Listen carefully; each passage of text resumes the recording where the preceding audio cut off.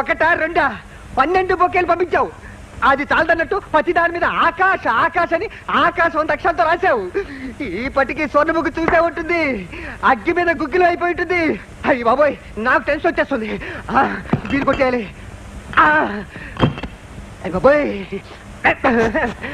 అయ్యి బాబోయ్.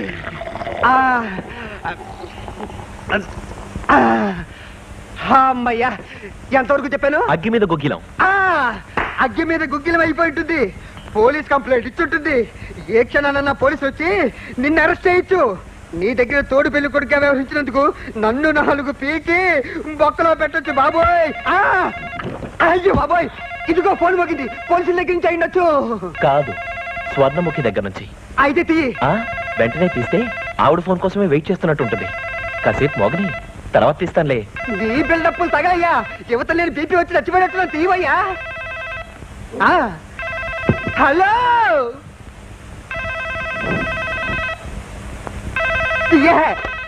హలో. ఇందాక నుంచి నా ఫోన్ కోసం వెయిట్ చేస్తున్నారా? నో, నేను బిజీగా ఉన్నాను. బిజీ ఏంటో ఆ బిజీ? నా బిజినెస్ విషయాల్లో నేను బిజీగా ఉన్నాను. బిజినెస్. బై ది వై, నేను బొకేలు పంపించాను, అర్థం చేసుకున్నారా? అందుకే ఫోన్ చేశాను. చెప్పండి. మిమ్మల్ని వెంటనే కలవాలి. మీతో ఒక ముఖ్యమైన విషయం మాట్లాడాలి. నన్ను కలవాలట, నాతో మాట్లాడాలట. కుదరదని చెప్పే. ఇన్ఫాక్ట్ నేను చాలా బిజీగా ఉన్నాను. మీకోసం నా ప్రోగ్రామ్స్ అని క్యాన్సిల్ చేసుకుంటున్నాను. ఎప్పుడు కలుద్దాం? ఇప్పుడే కలుద్దాం.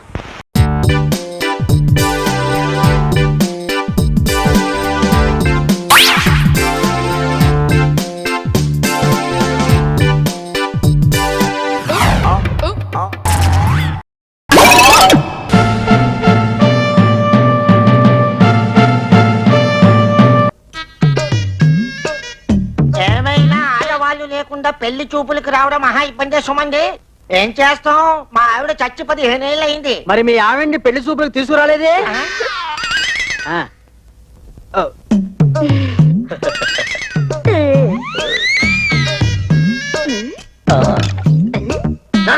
నాలో చూసిన సంబంధాలన్నీ ఎందుకు బెడిసి కొట్టిపోయి నాకు ఇప్పుడు అర్థమైంది. ఈ అమ్మాయికి నాకు రాసి పెట్టుంది. ఈ అమ్మాయి నాకు పిచ్చగా నచ్చేసింది. కట్ట నో ప్రాబ్లం, కావాలంటే మనం ఎదిరిద్దాం. వెంటనే ముద్దలు పెట్టించినా. చిన్న పిల్లలు కట్నం గురించి మాట్లాడకూడదు. ఇదిగో అమ్మాయి, ఇంతకీ మా వాడిని నీకు నచ్చిపెట్టేనా? డాడీ, అమ్మా, ఏమండి, మీతో కొంచెం మాట్లాడాలి. ఏమనుకోకపోతే ఓసారి లోపలికి వస్తారా? ఏమ్మా, అబ్బాయి నీకు నచ్చినట్టేనా? నువ్వు హ్యాపీగా ఉండు. లోపల ఏం చెప్తుందో నేను కనుక్కొని వస్తాను. సరే పద.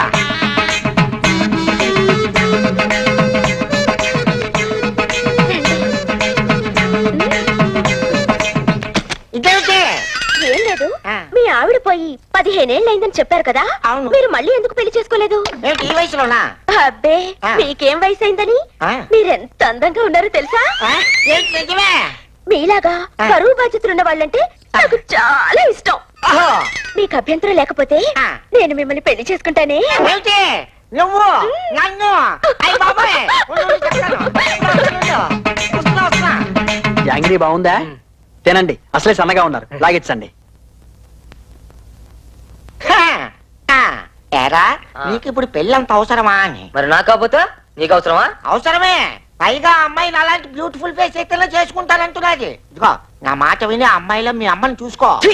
ద్రోహి, నిజంగా నేను కొడుకు అయితే అమ్మాయిలో నీ కోడలు చూసుకో. కుదరదు. పైగా అమ్మాయి నన్నే లైక్ చేసిందట. ఓ పని చేయండి, ముందు ఎవరికి పెళ్లి కావాలో ఇంటికి వెళ్ళి తేల్చుకురండి. వెళ్ళండి. ఇంత వయసు వచ్చినా కొడుకు పెళ్లి చేయకుండా నువ్వు చేసుకుంటాంటావా? సిగ్గులేదు? సిగ్గెందుకు? ఇంత వయసు వచ్చినా మళ్ళీ నేనే పెళ్లి చేసుకోలేదు. అప్పుడే నీకు పెళ్లి ఉంటే నువ్వు ఇంటిపై చెప్తాను. పెళ్లి కావాలి. అలా చూస్తూ కూర్చున్నారు ఏమిటండి? అయ్యో, వాళ్ళు వెళ్ళిపోతున్నారు. అవును, ఏమిటిలా చూస్తూ కూర్చున్నాను? ఏంటి, వాళ్ళు వెళ్ళిపోతున్నారా? వెళ్ళిపోతున్నారా కాదు, వెళ్ళిపోయారండి. ఏమిటే నువ్వు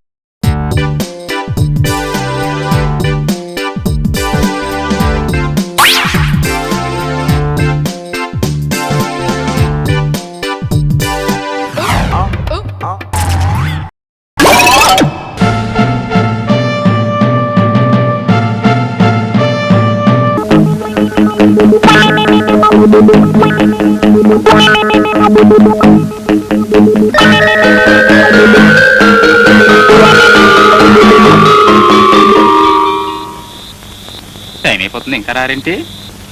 మీరు గడప దగ్గర నుంచి ఏం చేస్తున్నారా? లోపలికి పదండి. బావగారు సుస్వాగతం శోభన గదిలోకి. చెల్లి బావగారు చక్కగా ఉన్నారు కదలే. బాగా కొట్టింది. ఇదిగో రాంబాబు, నీకు స్టోరీ చెప్పాలని వచ్చానయ్యా. ఈ టైంలో స్టోరీ ఏంటండి బాబు? అవతల మా చెల్లి శోభనం జరుగుతుంటేనే. ఇప్పుడే చెప్పాలయ్యా, లేట్ చేస్తే క్లైమాక్స్ మారిపోతుంది. అవునండి, తలుపులకి చెక్కలు అబ్బా, ఊడిపోయినాయి. నువ్వు రద్దు.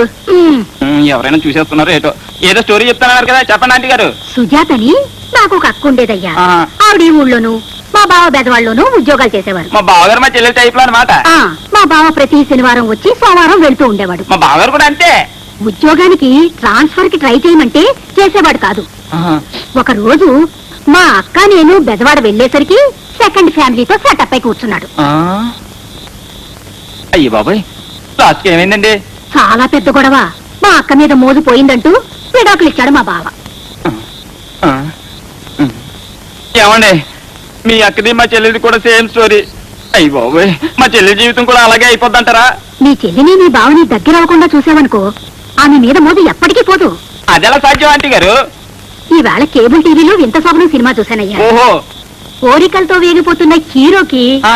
యాగుంబో కాకామూషి ఆ? అని బిరుగుడు మంది ఇస్తూ ఉంటారు విలన్లు. బాబు ఆ మందు తెచ్చి మా చెల్లెల జీవితం కాపాడుదురు. అలాగే పదా. అయ్య బాబాయ్,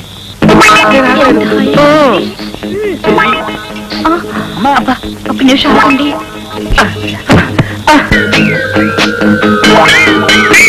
ఏమండి ఏమండి, ముందే పాలు తాగండి, తర్వాత మీ ఇష్టం.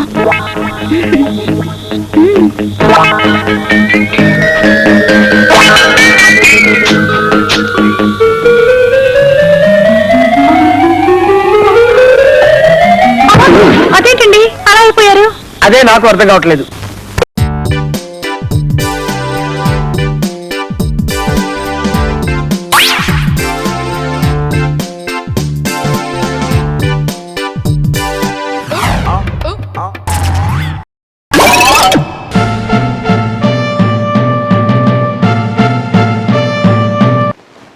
ఆ మందిరాన్ని పునరుద్ధరించడానికి, ఈ కుటుంబాన్ని ఉద్ధరించడానికి మేము ముగ్గురం కంకణం కట్టుకున్నాం.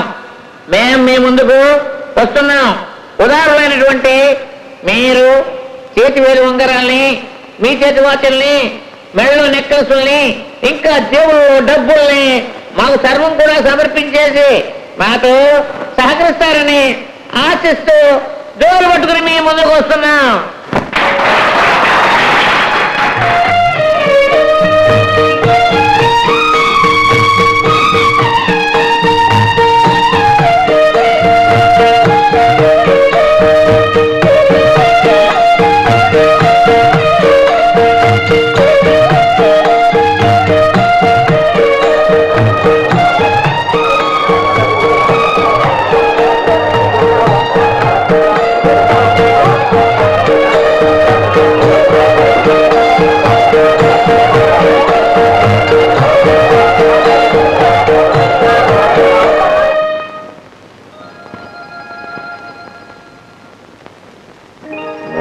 చచ్చి 30 ఏళ్ళు ఇంకా పగర్లో మోజుకోవాలదే కాదు. మరి బ్రతికుండి ఉపయోగపడ్డారు, చచ్చిన తర్వాత కూడా ఉపయోగపడుతున్నారు. అందుకే వాళ్ళ మహాత్ములు అన్నారు. మనల్ని ఏమంటారు? ఏమిటది? వచ్చేది ఆ ఉంగరాలకి మా న్యాయం. నువ్వు గాని ఇలాంటి కక్కుర్తి పనులు కానీ చేసావంటే ఉంగరాలు ఎట్టుకోవడానికి ఏళ్ళు కూడా మిగలవు. జాగ్రత్త. ఈ ఉంగరం నా పెళ్లి కాలం పెట్టారయ్యా. మీ పేరుకి అంత ఉంగరం పెట్టారా? అరే ఏమయ్యా ధర్మం, నీకు తెలుసు కదా, నువ్వు చెప్పొచ్చుగా. పెట్టారు. నువ్వు పద్యానికి ఇలా సీరియస్ అయితే నేను వెళ్ళిపోతానయ్యా. వెళ్ళిపోలే. అరే వెళ్ళిపోయి ఏం చేయనయ్యా? నువ్వు నవ్వుతా ఉంటా. నవ్వయ్యా బాబు, నవ్వయ్యా బాబు, ఇదిగో నవ్వయ్యా ఎత్తునంత దిగిపోయింది.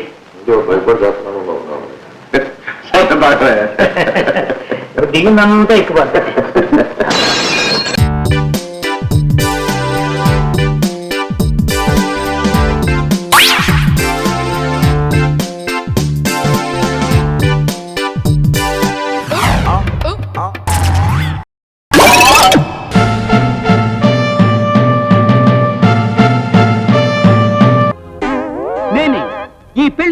ఏకై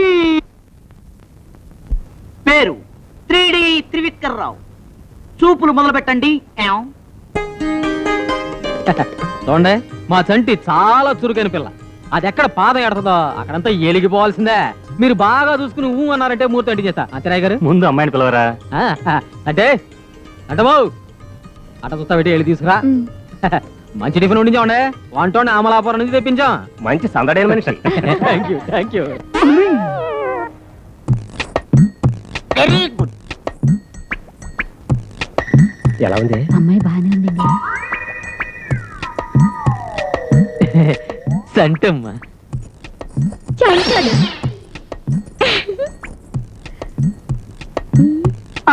తమకు 3 కళ్ళజోళ్ళాడు బాబు. మొదటిది మా తాత పవరు, రెండవది మా ముత్తాత పవరు, మూడవది నా పవరు. 3 కలిపి పెడితే కాని ఒకటిలా కనపడదు. ఎంతది ఎంతలా కనపడద్ది, ఎంతది ఎంతలా కనపడద్ది. అందుకే నా పేరు 3D త్రివిక్రరావు. ఈ ఆస్తి మొత్తం అమ్మాయిదే బాబు. నాకు గాని అమెరికాలో ఉన్న మా అబ్బాయికి గాని ఈ ఆస్తితో ఎలాంటి సంబంధం లేదు. దీనికి పెళ్లి చేసి ఈ చేతిలో పెడితే నా బాధ్యత తీరిపోతుంది. అమ్మా జానకి, అందరికీ నమస్కారం పెట్టమ్మా.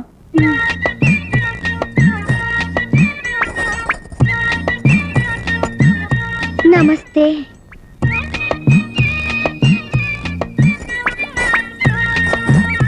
నమస్కార్. आधा बरसे. आहा.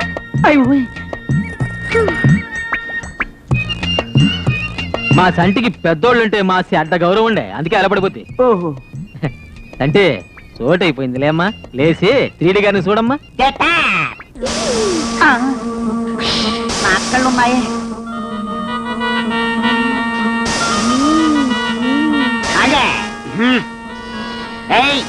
తెల్లసరా పెళ్లి కొడుకు గారు తర్వాత పాట పాడమంటారుగా. ముందే శృతి చేస్తే పోదు. చెయ్యనా? వద్దమ్మా. పాట చేసేసేయ్. చిక్కు రైలే అదిరిన తీని స్టైలే చిక్కనైన ఫిగరే ఇది ఓకే అమ్మ సూపరు. అదిరింది. చిక్కు రైలే అదిరిన తీని స్టైలే చిక్కనైన ఫిగరే ఇది ఓకే అంటే ఓబులే జిజిన్ చిక్ చిక్కు రైలే అదిరిన తీని స్టైలే చిక్కనైన ఫిగరే ఇది ఓకే అంటే కబులే చిక్కు రైలే. ఇదేంట్రా సినిమా పాటలు పాడుతుంది ఈ పిల్ల? అది సినిమా పాట కాదు, అథర్వణ వేదం. సుక్కుబుక్కు రైలే అంటే సుఖ దుఃఖాల పట్టాల మధ్య సాగే జీవితం అనే అర్థం. ఆ జీవితానికి పుట్టేటప్పుడు సుఖం సుకుబుకు, పెరిగేటప్పుడు సుఖం సుకుబుకు, సచ్చేటప్పుడు సుఖం సుకుబుకు. అదే ఈ సుకుబుకు. అబ్బా, అంత అర్థం ఉందితో ఇందులో. అయ్యారు ఏం చెప్పినారండి? తమరు యోగి అమ్మనేడు బాబు? కాదు, ఆయన గురువుని. ఒకసారి నీతో ప్రత్యేకించి మాట్లాడాలి, మనసులోంచి. అలాగ మాట్లాడేవాళ్ళంటే నాకు ఎంతో ఇష్టం. పద. బిల్డింగ్ కోటిన్నర చేయొచ్చు. పూర్వం కోడిగుడ్లతో కట్టేవారనేవారు, ఇవేనేమో. బిల్డింగ్ చాలా బాగుంది. హలో, ఆనంది మందేనా? నాకు మిమ్మల్ని చూస్తే జాలేస్తుంది. మీకు ద్రోహం చేయడానికి నా మనసు ఒప్పుకోవడం లేదు. ఏం పర్వాలేదు, అసలు విషయం ఏంటో చెప్పేసి. ఆ నెక్లెస్ నీదేనా? చాలు. అడుగు. ఎర్రగా బుర్రగా ఇంతంత జబ్బలేసుకుని సింహంలా ఉన్నాడు చూసారా? అతని పేరు సూరిబాబు. ఒకరోజు రాత్రి ఇంట్లో ఎవ్వరూ లేరు, మేమిద్దరమే ఉన్నాం. ఉరుములు, మెరుపులు, పెద్ద వర్షం. ఆ ఉరుములకి నేను కొంచెం బెదిరాను, అతను అదిరాడు. ఆ అదురు బెదురా రెంటి మధ్య మేమిద్దరం. అప్పుడు మీరిద్దరూ హద్దు దాటి క్షణం చూసి ఎదురు బదురు కూర్చుని బోర్మని ఏడ్చారు కదూ.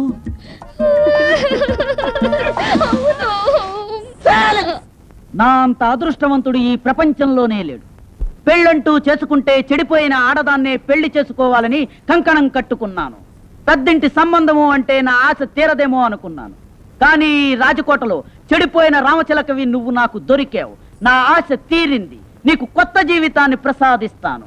నీకు బిడ్డలుంటే నేను వాళ్ళకి తండ్రినవుతాను, ఇంకా ఉంటే తాతనవుతాను. ప్రేమకు రూపం తాజ్మహల్ అయితే త్యాగానికి రూపం ఈ 3D త్రివిక్రరావు డాడీ. నా ఆశల రూపం దొరికింది. ఈ అమ్మాయి నాకు నచ్చింది. నేను ముందే అనుకున్నాను పెద్దయ్య గారు.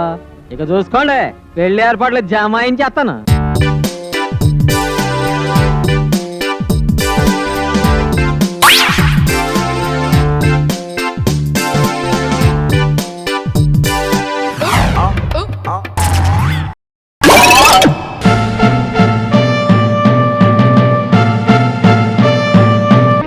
పంచాయతీ పెద్దలారా, ప్రజలారా, శాంతించండి. అసలు జరిగింది చెప్పేస్తాను. ఆ అమ్మాయి నడిచి వెడుతోంది. నా చేతికి వాచి లేదు. టైం చూద్దామని పవిత్రంగా అమ్మాయి చేయబట్టుకున్నాను. అంతే, నేనేదో మానభంగం చేయబోతున్నానని భయపడిపోయి పీక తెగిన మేకలాగా అరవటం మొదలెట్టింది. నేను భయపడి నోరు నొక్కేశాను. ఇంతలో ఈ రాంబాబు వచ్చి నన్ను ఎడాపెడా వాయించేశాడు. అసలు నన్ను అపార్థం చేసుకుని అన్యాయంగా వాయించేసిన ఈ రాంబాబుకి వేయండి జరిమానా. పెదమబద్ధాలు నువ్వు ఆ అమ్మాయిని అల్లరి పెట్టావు కాబట్టి నేను చేసుకోవాల్సి వచ్చింది. మర్యాదగా నిజం ఒప్పుకో. ఏంటి అలా మీద మీదకి వస్తున్నావు? మళ్ళీ వాయించేస్తావా? నీ మొహాన్ని నేను మళ్ళీ వాయించాలా? మర్యాదగా చేసిన తప్పు ఒప్పుకుని క్షమాపణ వేడుకున్నావా సరే, లేకపోతే నేను కాదు వీళ్ళంతా కలిసి అంటారు. మావయ్య, జరిగినట్టు చెప్పాను. తర్వాత తీర్పు మీ పెద్దల ఇష్టం. వస్తా. ఆడేం చేస్తాడు? ఈ మధ్య మనం బాగా ఓవర్ అయిపోతున్నాం బాబు. తప్పే ఉందే, వయసులో ఉన్న వాళ్ళు చేసే పనేకైతే. యాక్షన్.